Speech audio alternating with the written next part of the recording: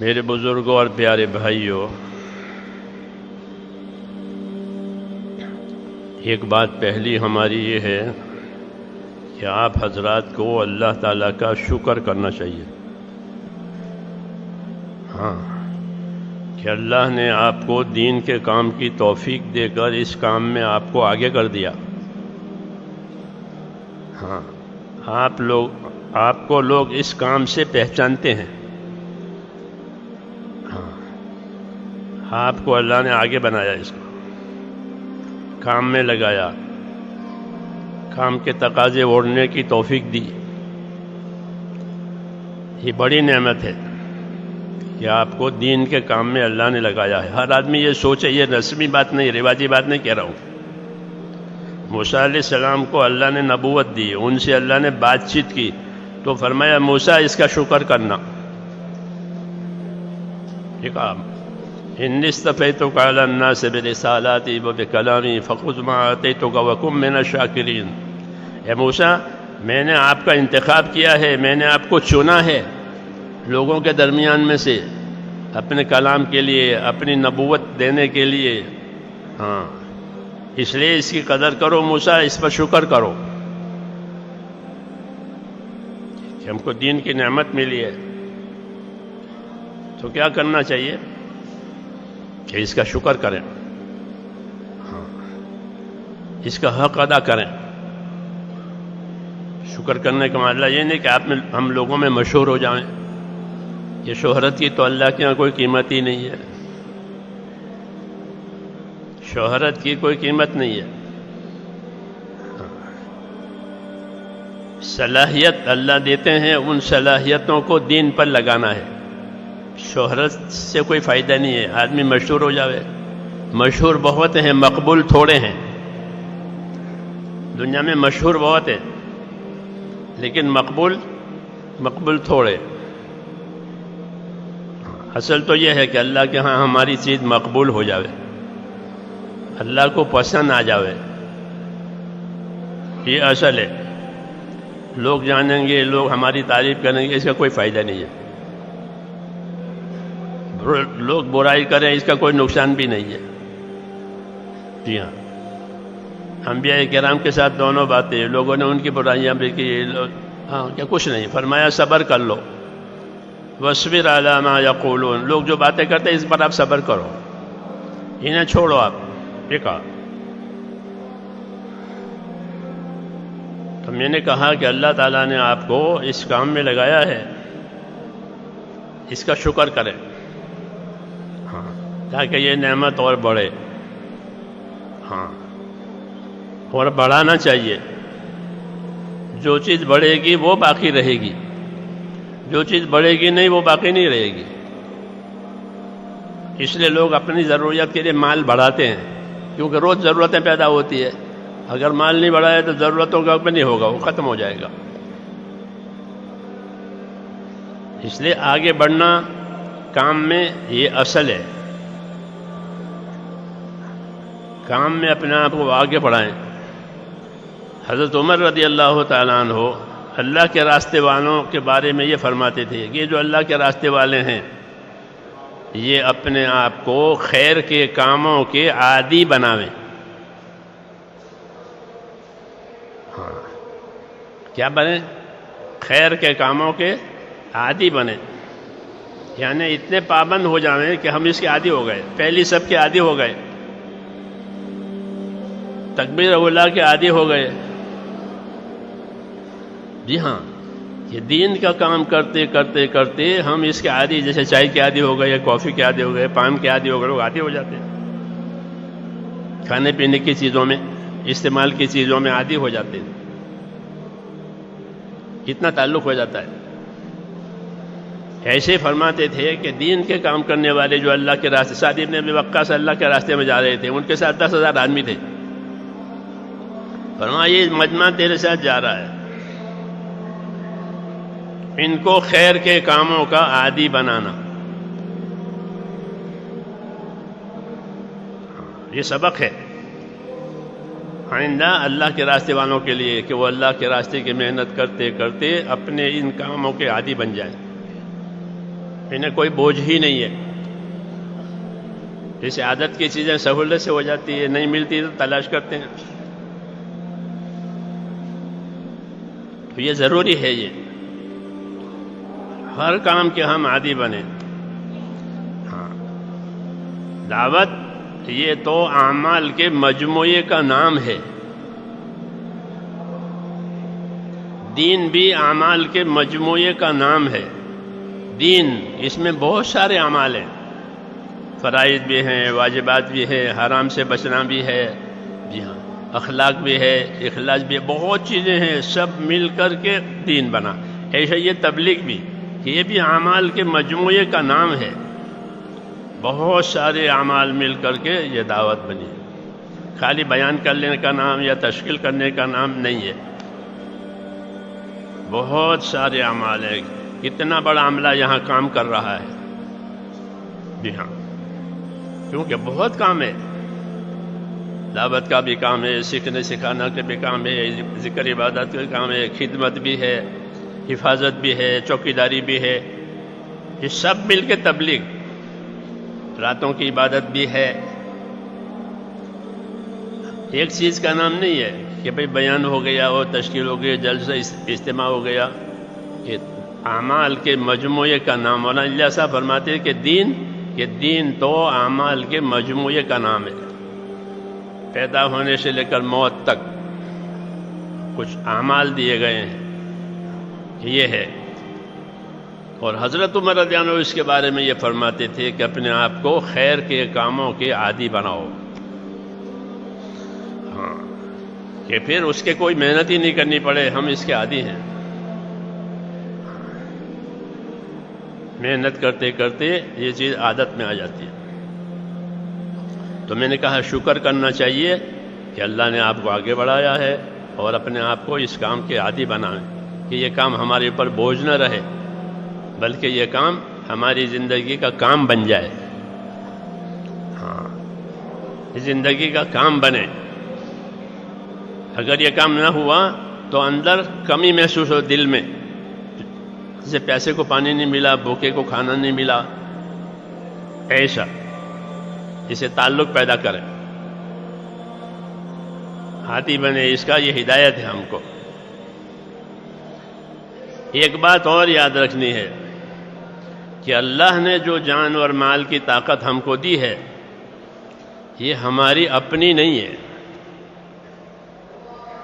یہ اللہ کی دی ہوئی امانت ہے. جان کی طاقت ہاتھ، پاؤں، دل، دماغ، آنکھیں، سب بدن، یہ جانی طاقت کہلاتی ہے. یہ نعمت ہے. آدمی تندرست ہے، اس میں طاقت ہے، بڑی نعمت، کسی کا محتاج نہیں ہے، تو یہ بڑی نعمت. ایسے ہی مال، یہ دونوں چیزیں اللہ تعالیٰ اپنے بندوں کو دیتے ہیں، کسی کو کم، کسی کو زیادہ. عمر کسی کو کم دی، کسی کو زیادہ دی، مال کسی کو کم دیا، کسی کو زیادہ دیا. کم زیادہ دینا تو حکمت کی وجہ سے ہے. یہ نہیں کہ اللہ تعالیٰ کے ہاں اس کا کوٹا ختم ہو گیا ہے کہ اب ہے نہیں، آئندہ کوٹا آئے گا تو ملے گا، ایسا نہیں ہے. بلکہ فرمایا ہمارے پاس تو ہر چیز کے خزانے ہیں، ہم دنیا میں ایک خاص مقدار سے اس کو اتارتے ہیں. جی ہاں، تو جانی اور مالی طاقتیں جو دی ہے یہ بڑی نعمت ہے. اور جس طرح یہ نعمت ہے، اسی طرح یہ جانی مالی طاقت اللہ کی امانت بھی ہے، ہماری اپنی نہیں ہے، اللہ کی امانت ہے. ہاں، بدن کی تندرستی ہو کہ اللہ کی امانت ہے، مال ہو کہ اللہ کی امانت ہے، اولاد ہے کہ اللہ کی امانت ہے. یہ کسی ذمہ داری کے پورا کرنے کے لیے دی ہے. ہاں، شوق پورا کرنے کے لیے نہیں دی ہے، عیش کرنے کے لیے نہیں دی ہے، گناہ کرنے کے لیے نہیں دی ہے، امانت ہے. حکومتیں اپنے کارکنوں کو بہت سی چیزیں دے، گاڑیاں بھی دیتے ہیں، موٹر سائیکل بھی دیتے ہیں، تو وہ سیر کرنے کے لیے، شکار کرنے کے لیے نہیں. بندوق بھی دیں گے تو شکار کرنے کے لیے، کہ نہیں، حکومت کے کام کے لیے دی ہے. جو بھی چیز ان کے پاس ہے حکومت کی، وہ حکومت کے کام کے لیے. مولانا الیاس صاحب رحمۃ اللہ علیہ فرماتے تھے کہ مسلمان کی زندگی سپاہی کی زندگی، سپاہی کے بعد جو کچھ ہے وہ سرکاری ہے، وہ سرکاری کام کے لیے ہے. حکومت کا ہے، حکومت کے کام کے لیے اس کے پاس ہے. اس کو حکومت کا ہی کام کرنا ہے، دوسرا کام وہ نہیں کر سکتا. ایسے مسلمان کہ مسلمان کو جو چیزیں دی ہے وہ اسلام کے لیے دی ہے، دوسرے کام کے لیے نہیں دی ہے. غیر اسلامی کام کے لیے کوئی طاقت اللہ نے نہیں دی ہے.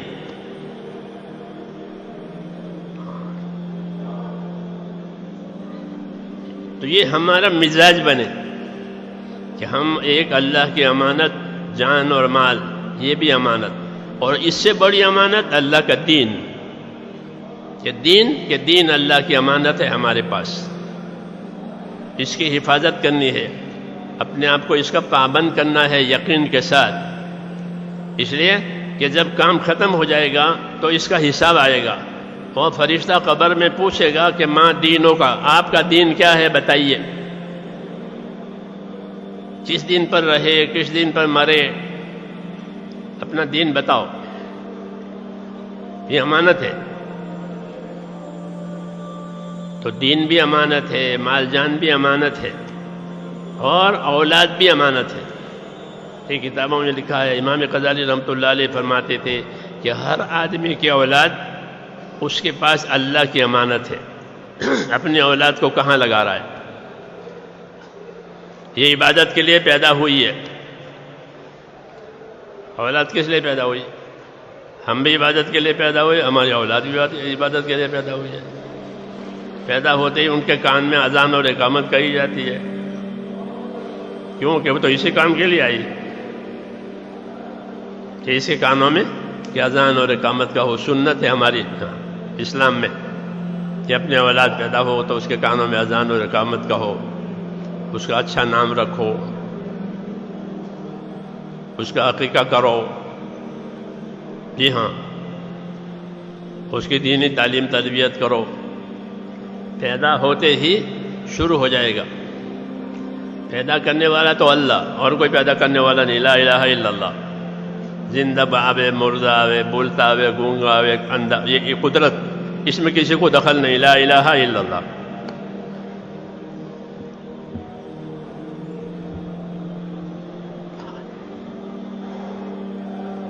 جب پیدا ہو گیا تو کہ پیدا ہو گیا تو محمد الرسول اللہ. اب محمد الرسول اللہ والی لائن چلے گی. ہاں، پیدا ہوتے ہی وہ کیا کہ اس کے کانوں میں اذان کہو، ہاں، اقامت کہو، اچھا نام رکھو، بولنا سیکھے تو اس کو لا الہ الا اللہ سکھاؤ. جی ہاں، لڑکے کو لڑکے کے کپڑے پہناؤ، لڑکے کو لڑکے کے کپڑے پہناؤ. شروع ہو جائے گا. ہاں، محمد رسول اللہ پہ پیدا ہوتے ہی شروع ہو جائے گا. کہاں تک؟ کہ قبر میں اتارنے تک. جب مردے کو قبر میں اتارا جاتا ہے تو سنت یہ ہے کہ اتارنے والے کو ہے بسم اللہ وعلی ملت رسول اللہ. یہ کہہ کر کے اتارنے والے اس کو اتارے کہ بسم اللہ وعلی ملت رسول اللہ، اللہ کے نام کے ساتھ اور محمد صلی اللہ علیہ وسلم کی ملت اور طریقے پر یہ امانت جا رہی ہے ہمارے کندھوں پر سے. یہ ترتیب ہے زندگی کی، پیدائش سے لے کر کے موت تک. اسلام. جی ہاں، اب زندگی کے درمیان میں جو بھی کام کرے وہ لا الہ الا اللہ محمد رسول اللہ کے ساتھ. نماز پڑھے تو اللہ کا حکم محمد صلی اللہ علیہ وسلم کے طریقے کے مطابق. روزہ رکھے، حج کرے، لا الہ الا اللہ محمد رسول اللہ، اللہ کا حکم محمد صلی اللہ علیہ وسلم کا طریقہ. رکوع میں جاوے تو، سجدے میں جاوے تو، حج میں جاوے تو، دکان میں جاوے تو، کھیتی میں جاوے تو، مزدوری میں جاوے تو لا الہ الا اللہ محمد رسول۔ اس لیے اس کو سیکھے کہ زندگی کا ہر کام اللہ کے حکم کے مطابق، نبی صلی اللہ علیہ وسلم کے طریقے کے مطابق آوے۔ مسلمان دنیا دار نہیں ہوتا، یاد رکھو، مسلمان دنیا دار نہیں ہوتا کہ ہم تو دنیا دار ہیں، ہم نہیں نہیں نہیں، هو سماکم المسلمین، اللہ نے تمہارا نام مسلم رکھا ہے، تم دنیا دار کیسے ہو گئے؟ کہتے ہیں لوگ کہ ہم تو دنیا دار ہیں، وہ بیچارے اپنے آپ کو پہچانتے ہی نہیں کہ ہماری کیا شان ہے کہ اللہ نے تمہارا نام مسلم رکھا ہے، یعنی حکم کو ماننے والا، حکم کو پورا کرنے والا، یہ اس کی شان ہے، یہ میرا بندہ ہے حکم پورا کرنے والا، حکم لے کر کے چلنے والا، حکم لے کر زندگی گزارنے والا۔ ہاں، اس کا یہ مقام ہے، اس کا یہ مرتبہ ہے، اللہ نے اس کا نام رکھا ہے مسلم، اطاعت کرنے والا، بات ماننے والا، بات ٹالنے والا نہیں، بات ماننے والا۔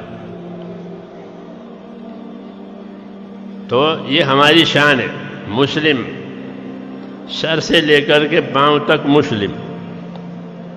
یہ پولیس کو دیکھتے ہیں نا آپ، سر سے لے کر پاؤں تک پولیس، کتنا ہی بڑا مجمع ہو، شادی کا ہو، جنازے کا ہو، تبلیغ کا ہو، پولیس کا آدمی اگر کھڑا ہے، چھوٹے بچے سے پوچھو کہ یہ کون ہے، بچہ کیا کہے گا؟ پولیس۔ ہاں، کہ یہ پولیس ہے، وہ سر سے پاؤں تک پولیس ہے۔ یہ مسلم کے سر سے پاؤں تک مسلم، کیوں کہ اپنے مقام کی حفاظت کے لیے اور اپنے مرتبے کی حفاظت کے لیے اس کو ایسا بننا پڑے گا۔ بتا دے گا اس وقت وہ ڈیوٹی پر ہے، ہاں، جب وہ ڈیوٹی پر ہوتا ہے تو پوری حکومت کی طاقت اس کے ساتھ ہوتی ہے۔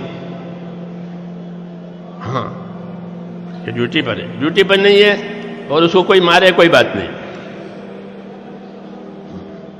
وہ ڈیوٹی پر ہے تو کہ پھر وہ حکومت کا ہے، ہاں، اس کی حکومت مدد کرے گی۔